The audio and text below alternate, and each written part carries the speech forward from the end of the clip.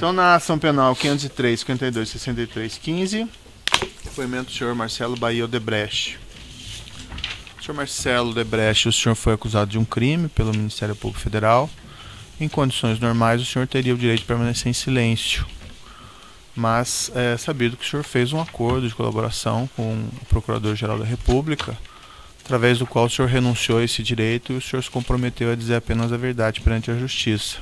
É isso mesmo, senhor Odebrecht? Sim, senhor. O senhor pretende manter esse acordo, senhor Odebrecht? Sim. Senhor Odebrecht, então eu vou lhe advertir que o senhor não tem o direito ao silêncio, e se o senhor faltar com a verdade, além do senhor responder a um processo criminal por um crime equivalente ao falso testemunho, o senhor também coloca em risco o seu acordo, certo? Sim. Deixar claro também, senhor Odebrecht, que o interesse da Justiça é apenas aí na verdade dos fatos. Nada o senhor deve exagerar e nada o senhor deve excluir em relação ao que o senhor tem conhecimento, certo? Sim. Senhor Marcelo Odebrecht, esse caso é bastante pontual e o Ministério Público afirma aqui na denúncia que o grupo Odebrecht, por sua determinação, teria pago vantagens financeiras ao senhor Demil Bendini, um crime de corrupção, um crime de extorsão. Eu gostaria que o senhor me relatasse os fatos como eles aconteceram e a partir daí eu faço algumas perguntas pontuais ao senhor. Tá. Bom, o histórico, o Bendini, ele nunca me abordou diretamente sobre esse tema. Os pedidos sempre vieram através de André Gustavo para o Fernando Reis. Era uma relação antiga de Fernando com André, não sei exatamente, mas os pedidos vieram já no meados do primeiro semestre de 2014. O senhor pode me relatar como surgiu como o senhor ficou sabendo dessa solicitação pela primeira vez? Como é que foi isso? Bom, na época o Bendini era presidente do Banco do Brasil, e no início de 2014, que é o primeiro semestre, a nossa empresa Odebrecht Agroindustrial estava renegociando a reestruturação de uma dívida.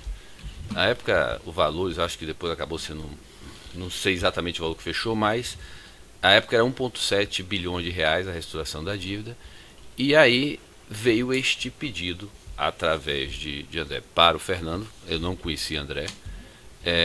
Fernando chegou para mim e falou: Marcelo, o André, a pessoa que eu conheço, disse que tá trazendo aqui um pedido do Bendini de 1% sobre essa questão da reestruturação. Bom, isso foi no Odebrecht mesmo, esse contato com o senhor Fernando?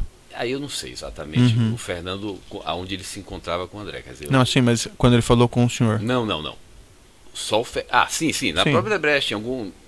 Perfeito. No nosso escritório, provavelmente. E por que o Fernando, já que ele era da Odebrecht Ambiental? Não, porque o Fernando não tinha nada a ver com esse assunto da Odebrecht Ambiental. O que ele conhecia era o André. Certo.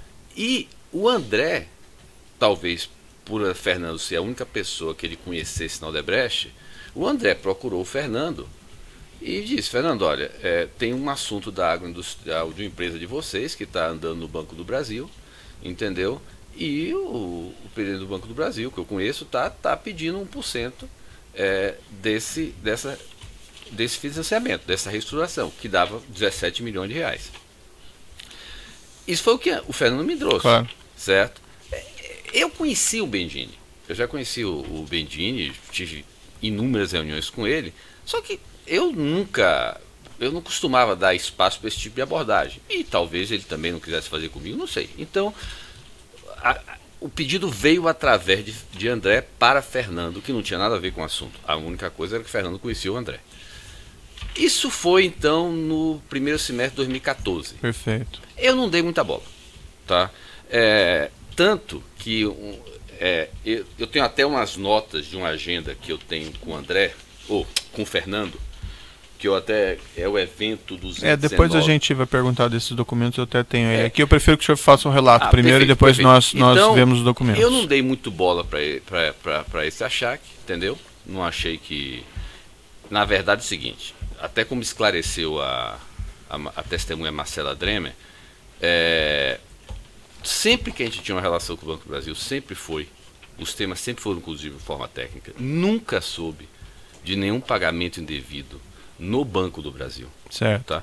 Também achava que ele não teria condições de atrapalhar. Da mesma maneira que não ajuda, também não ia ter condições de atrapalhar.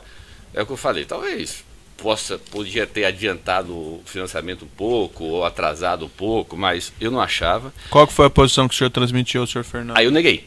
Neguei, inclusive pela experiência que eu tinha. A única experiência que eu tive no Banco do Brasil, onde eu me envolvi no financiamento e que teve pressão por cima, que foi o assunto da Arena do Corinthians, se houve algum efeito, foi negativo. Quer dizer, o financiamento acabou não saindo. Mas o senhor orientou o senhor Fernando a negar absolutamente ou a enrolar? Negar, como é que foi? Não, veja bem, negamos, entendeu? Óbvio que eu não sei como o Fernando conduziu o assunto do ponto de vista de administração, mas negamos. Mas isso vira e mexe, Fernando voltava, ó, André tá voltando com esse assunto, eu não conhecia André, ele, André, Fernando, esqueça, não vamos, não tem nenhum sentido. Tá? Bom, houve um momento que eu comecei a levar o assunto mais seriamente, eu achava que mais seriamente, não tinha ainda tomado a decisão, mas comecei a levar mais seriamente, que foi em janeiro de 2015, quando eu tinha tido estado com a presidente Dilma, para dizer, olha, está tendo vários problemas derivados da Lava Jato, afetando as empresas, tudo, e eu achava importante a senhora definir um interlocutor que pudesse interagir com a gente, as outras empresas, tem gente presa, eu posso tentar ver como é que a gente ajuda nisso, agora tem que resolver os problemas financeiros da empresa. E ela nomeou um mercadante, eu mandei umas notas para o mercadante, e depois eu tive uma reunião com o Bendini. Essa reunião, o Fernando já foi, porque eu já queria, foi a primeira reunião que eu fui com o Bendini, que Fernando foi, que não tinha nenhum sentido o Fernando ir para uma reunião com o Bendini, mas eu fui já para perceber. Essa reunião foi em janeiro ainda? Foi em janeiro de 15, ele ainda era presidente do Banco do Brasil. E essa reunião foi aonde? Foi na sede do Banco do Brasil em São Paulo. E essa reunião foi intermediada pelo senhor André ou não teve nada a ver? Olha, essa realmente eu não me lembro. Se eu marquei através de minha secretária ou através de Fernando. E qual que foi o conteúdo dessa reunião? Não, a reunião dessa reunião foi conversar sobre os problemas derivados da Lava Jato. Certo. Ele ainda estava como presidente do Banco do Brasil. Na época até do meu relato eu não me lembrava se ele tinha sido nomeado ou não, mas não, ele era presidente do Banco do Brasil. Nesse momento, o que me impactou também foi o seguinte, ele não mencionou que foi diretamente assim, que o mercadante pediu para estar com ele, só que quando eu cheguei lá, ele tinha colocado as mesmas notas que eu mandei para o mercadante, estava numa pasta, com o brasão lá, estava a pasta lá com as notas. Aí eu disse, olha,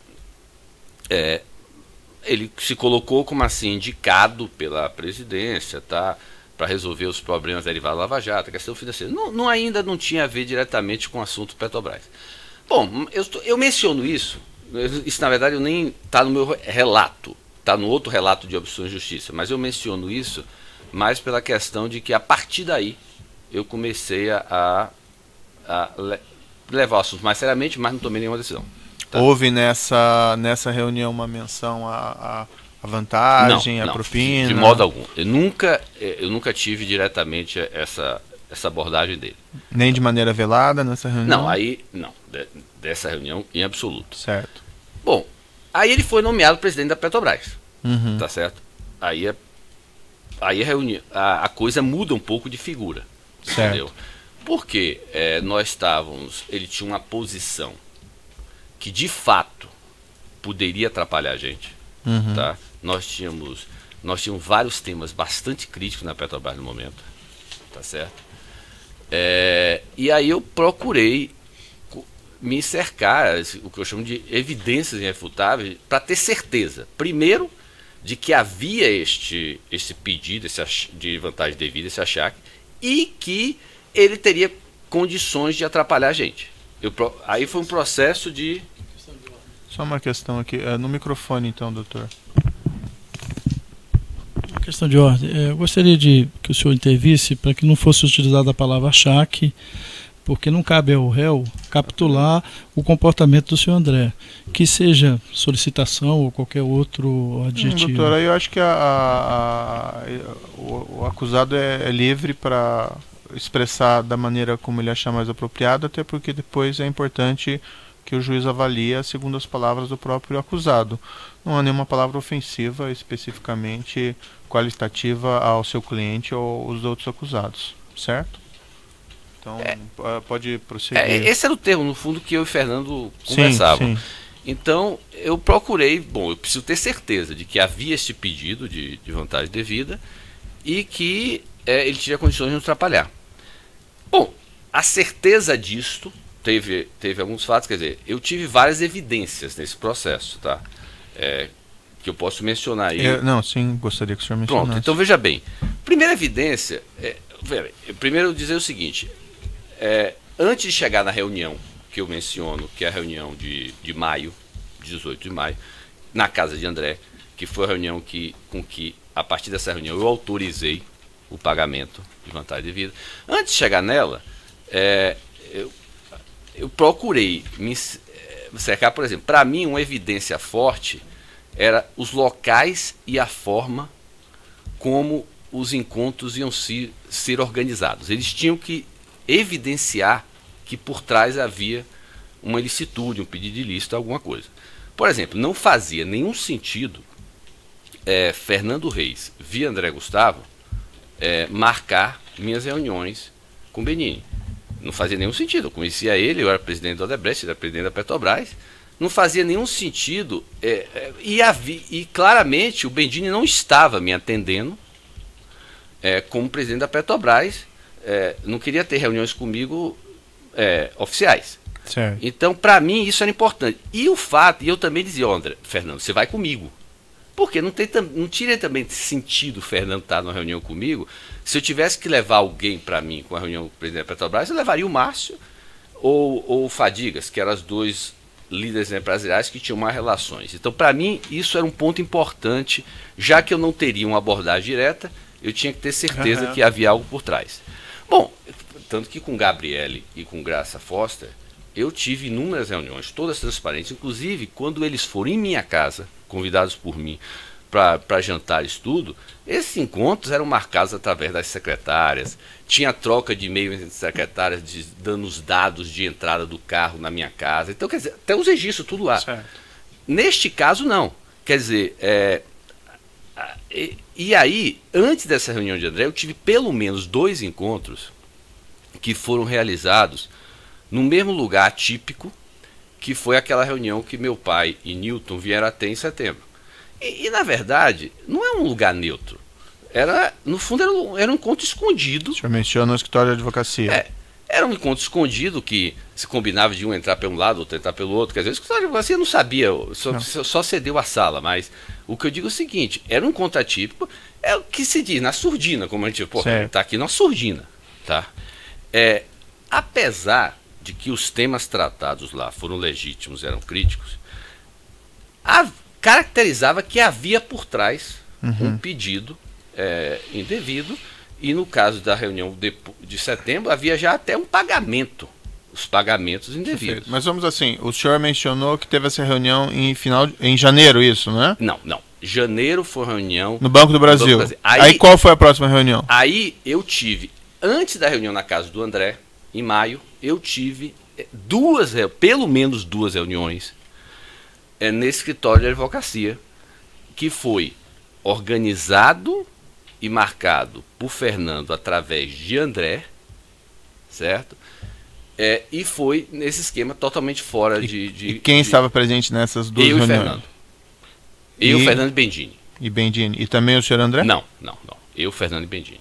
Certo. Nessa reunião só estava eu e Fernando. E essas 2 reuniões foram agendadas através do senhor André? Foi Fernando através de André. Certo. E o que foi debatido nessas reuniões? Aí, nessa reunião, nós tratamos dos temas... Gente, veja bem, o que era crítico para a gente nesse momento? Nós tínhamos um problema dos bloqueios cautelares da Petrobras e tínhamos os problemas dos processos administrativos no CGU envolvendo essas empresas. A gente nem estava, no fundo, eu nem forcei a barra e nunca pedi para que houvesse o desbloqueio da construtora. Porque eu sabia Sim. que a construtora estava citada, estava envolvida. Mas, no caso da OG e da Odebrecht Ambiental, elas tinham sido incluídas na lista de bloqueio porque elas participavam do mesmo grupo econômico. Certo. O que acabava sendo injustiça porque várias empresas que eram concorrentes dela, só porque atuavam na área de offshore, certo? E a área de offshore não estava sendo investigada, mas tinham sido citadas, Sei. algumas inclusive já estão aqui, elas não estavam bloqueadas. Então as nossas concorrentes não estavam bloqueadas, mesmo citadas, Certo. e nós não. Então veja bem, nesse sentido, esse para mim era um ponto importante. Inclusive, por exemplo, teve sobre esse tema, aí já foi em maio, a gente até discutiu uma questão lá que tinha uma estratégia que podia funcionar, de que até pareceria que o Bendini estava fazendo mais, mas não estava, que era no sentido seguinte, de que, olha, ele revisar a lista, colocando todas as empresas que foram citadas na Lava Jato, mas tirando aquelas que eram por conceito de grupo econômico. Mas isso acabou, acho que Isso foi discutido. Foi discutido, mas eu acho que acabou isso não evoluindo, até porque depois ele percebeu que ele começou a perceber. Eu acho que ele começou a ver que ele não conseguia, ele não conseguia mexer nesses assuntos, apesar de legítimo. Essas duas reuniões do escritório de advocacia e depois teve essa reunião em maio. E aí teve essa reunião em maio. Essa reunião em maio foi aonde? Essa reunião em maio foi na casa de André. Essa reunião, casa de André em Brasília. Quem estava presente nessa reunião? Aí estava eu, Fernando, André e o Bendini. Nessa reunião, o Fernando chegou antes para conversar com... Eu não conhecia o André até então. Certo. Aliás, o único encontro que eu tive com o André foi nessa reunião. Eu cheguei depois. Quando eu cheguei, foi apresentado. E aí, o André e o Fernando me disseram o seguinte: olha, combinamos que ele vai, no contexto da reunião, vai falar, eu não me lembro exatamente as palavras, mas vai falar isso como se fosse uma senha, desta forma, e que vai ficar então evidenciado o pedido que André está fazendo. Tá? Sei. E assim foi feito. A reunião, normalmente, foram sobre temas,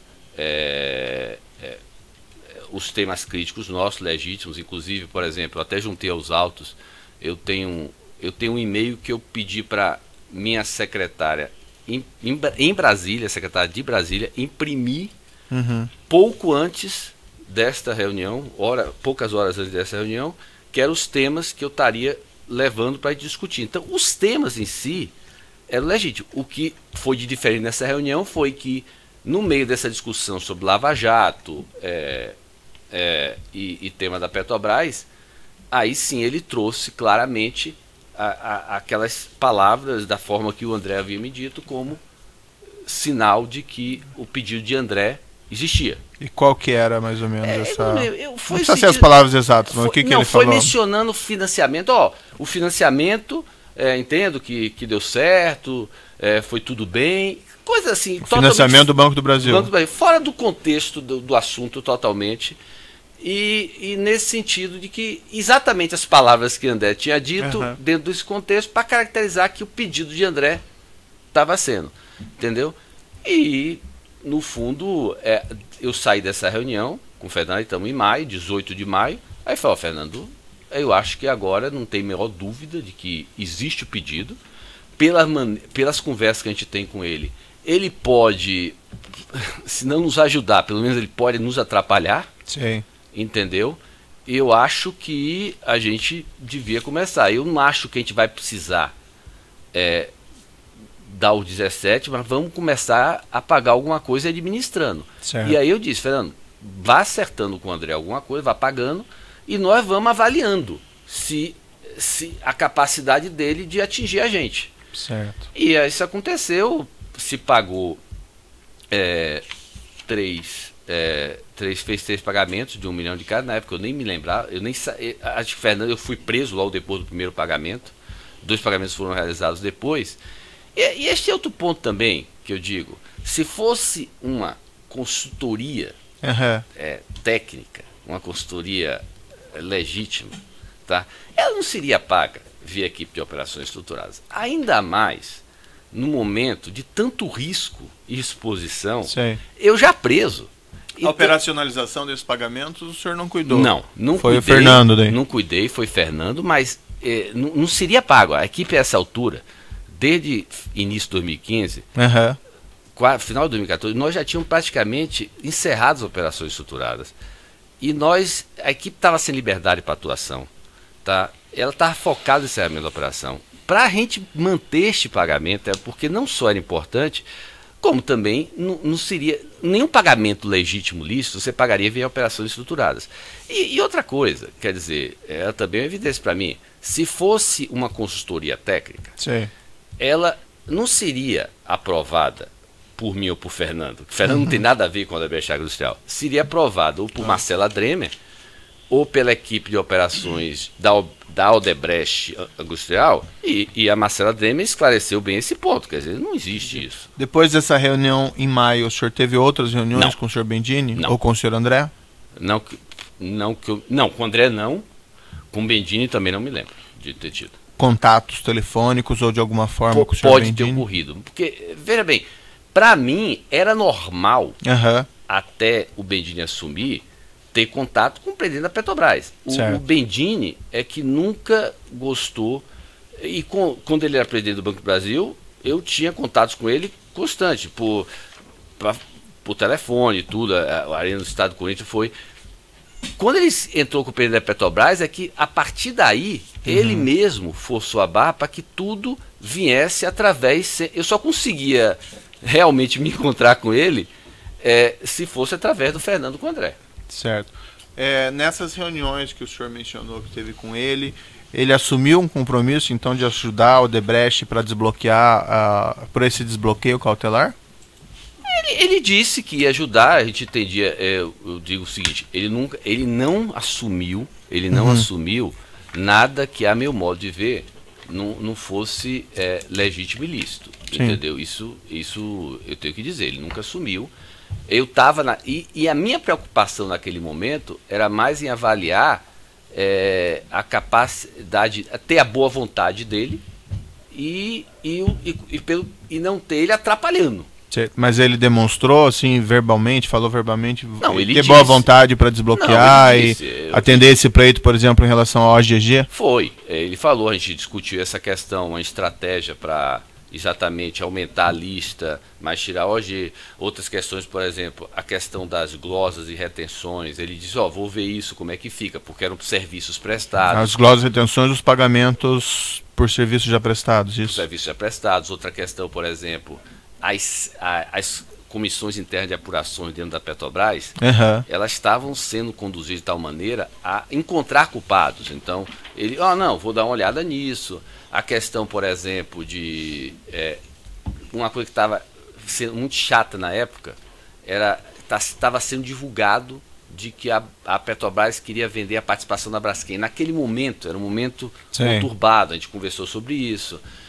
Por exemplo, estava tendo uma investigação interna na Braskem, tá? E por exemplo, a gente constituiu um comitê para acompanhar, do conselho, para acompanhar essas investigações internas. E naquele momento, a gente discutiu sobre isso, não ter ninguém da Odebrecht e da Petrobras nesse comitê, ser um comitê mais independente, a gente conversou sobre isso. Então, quer dizer, eram temas que eu digo, os temas que eu tratei, eu imagino também que teve na reunião de setembro, eu já preso, eram temas legítimos, eram temas. A questão era que por trás desses temas, todos nós sabíamos que havia um pedido por trás, entendeu? E a maneira como essas reuniões tiveram que ser marcadas. Mas nas reuniões ele tinha, vamos dizer, uma postura normalmente favorável a esses pleitos do Odebrecht? Tinha, e porque eram temas legítimos. Ele achava que fazia sentido e ia ver como... E o que aparentemente ocorreu é que ele não conseguiu, dentro da Petrobras, fazer aquilo que ele falava com a gente, quer dizer, a gente trocava ideias, tudo. A sensação que ele tinha quando ele ia para a Petrobras, e ele via que já estava tudo lá tão conturbado. Mas não dava para ele chegou a dar esse retorno pro senhor, no sentido, não consegui fazer isso por exemplo, conta teve disso? Eu não li exatamente detalhe, mas por exemplo, na primeira reunião, Uhum. a gente do show a gente discutiu várias coisas, Sei. aí ele sai. Tá. Aí as coisas não andam. Sei. Aí na segunda reunião volta. E qual que é a justificativa daí que ele, por exemplo? Exato, porque o que é que ficava claro? Mas qual que é a justificativa que ele coloca Ele para o dava senhor? exatamente, isso não dá mais pra mexer. Por quê, por exemplo? Pode dar algum exemplo? Por exemplo, qualquer coisa que ele fazia dentro, ninguém mais queria. Chegou um momento Uhum. que, por exemplo, se você vai, pedir qualquer coisa, informação, os olhos estão tudo voltados. Então, Mas ele falou isso para o senhor, por exemplo? ele falava de que, tá difícil as coisas lá dentro, ninguém mais faz. Entendeu? Agora, sempre ele levava mais para o lado de mostrar disposição de ajudar. Sei. E meio que enrolava, porque que não tinha feito nada. E veja bem, a justificativa que ele dava eram justificativas. A gente sabia que de fato Ele estava tentando. ele estava tendo essas dificuldades, entendeu? Que ele estava tentando, a gente não tem como aferir. É a questão, muitas vezes o cara que transita nesse ambiente político, ele costuma dizer, você que está tentando vai fazer e não faz. E ele conseguiu fazer alguma coisa de concreto em favor da Odebrecht nesse período até a sua prisão? De concreto, não. Liberar algum pagamento? Não. Ou Não. liberar algum bloqueio cautelar? Não. Teve algum ato que ele tomou nesse período que tenha sido, vamos dizer assim, desfavorável à Odebrecht? Não no sentido de favorecer, mas algum ato...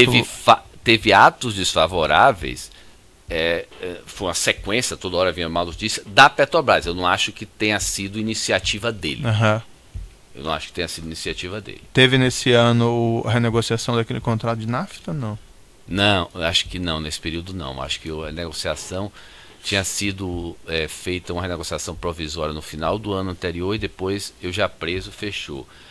Uma coisa, por exemplo, é a questão da postura. Eu até menciono, acho que num dos e-mails, que, por exemplo, a Graça no final, ela já estava com uma postura muito agressiva com a gente. Sei. Porque tinha várias trocas de cartas em função de vários assuntos. E aí, por exemplo, acho que tem a primeira carta que o Bendini manda pra gente, já com o presidente da Petrobras, eu até menciono internamente nesse e-mail, gente, a postura já está pelo menos diferente. Sei. Quer dizer, de fato, ele chegou com uma postura muito proativa, menos do que a Graça já estava no final, entendeu? Não quer dizer que essa postura proativa seja uma postura ilícita. Ele, de fato, podia estar tentando ajudar as empresas. O que me incomodava era esse pedido por trás. A autorização para que fosse pago os 3 milhões de reais daqueles 17 veio do senhor, então? Veio minha. O senhor autorizou expressamente os 3 milhões? Não. Eu autorizei, Fernando, a ir pagando. Tá. Administro com o André, vá pagando e nós vamos avaliando. Eu não me lembro de ter dito 3 milhões, 2 milhões, 4 milhões. E aí, Fernando deve ter acertado 3 milhões, como que é o primeiro tranche, vamos depois avaliar. Certo. E, no entanto, o senhor foi preso e ainda assim foram feitos pagamentos posteriores. Isso partiu também do senhor, essa autorização para fazer o pagamento mesmo do senhor preso? Eu autorizei ou não? Fernando a ir pagando. Aí agora, o que eu digo é o seguinte, se não fosse um tema tão importante para nós, é óbvio que depois da minha prisão tinha cessado os pagamentos. O senhor não ficou sabendo, então, que os pagamentos foram efetivados mesmo após sua prisão? Ou não foi consultado especialmente? Depois, não fui. Não fui. Tá bom. Eu vou lhe perguntar sobre alguns documentos aqui. No evento 1, anexo 32, relatório de análise judiciária 417, a Polícia Federal realizou uma análise sobre anotações que foram encontradas, segundo ela, no seu aparelho celular. Na folha 5 desse relatório, existem algumas anotações aqui. MRF versus agendas, BSB, Beto, notas, DIDAS, PR, ações, MRF. Eu vou lhe mostrar aqui, ó. Já está ali? Então tá bom. O senhor pode me esclarecer essa parte aqui? Notas, DIDAS, PR, ações, o que significa isso? Não, exatamente, veja bem. Aqui o assunto é LJ, ou seja, eu tinha dentro das minhas anotações uma anotação que eu colocava tudo referente à LJ. Lava Jato. Lava Jato, Tá. exatamente. Tudo que acontecia. Essa anotação eu criei provavelmente no meio de 2014. E aí tudo que vinha de Lava Jato eu colocava lá para ir me lembrando. E essa questão é a seguinte: nós tínhamos várias agendas. Nesse momento a pessoa que me apoiava principalmente nessa questão do Lava Jato era o Maurício Roberto Ferro, por isso que é a MRF. E nós tínhamos uma agenda em Brasília, que eu menciono até no relato meu de obstrução de justiça, vários temas. Nós tínhamos, eu acho que a essa altura era Ministério da Justiça, um dos interlocutores que a gente conversava era o Beto, que atuava lá. Certo. Notas didas, quer dizer, eram anotações, várias notas que provavelmente dessa questão de Dida, porque Dida é uma peça importante nessa, de Bendini, quer dizer, Dida é Bendini. Dida é Bendini, que era uma peça importante, quer dizer, nesse tema Lava Jato, várias pessoas se tornaram nossos interlocutores importantes em 2015. Foi em Brasília, vários, e no caso aqui tem o Dida, o Bendini, a IPR, que era a Presidente da República, entendeu? E ações Maurício Roberto Ferro, que eram ações que eu combinava com o Maurício para ele fazer, Tá e certo. que estavam na maior parte dos meus relatos. Eu vou interromper um minuto pelo tamanho do áudio, pode interromper.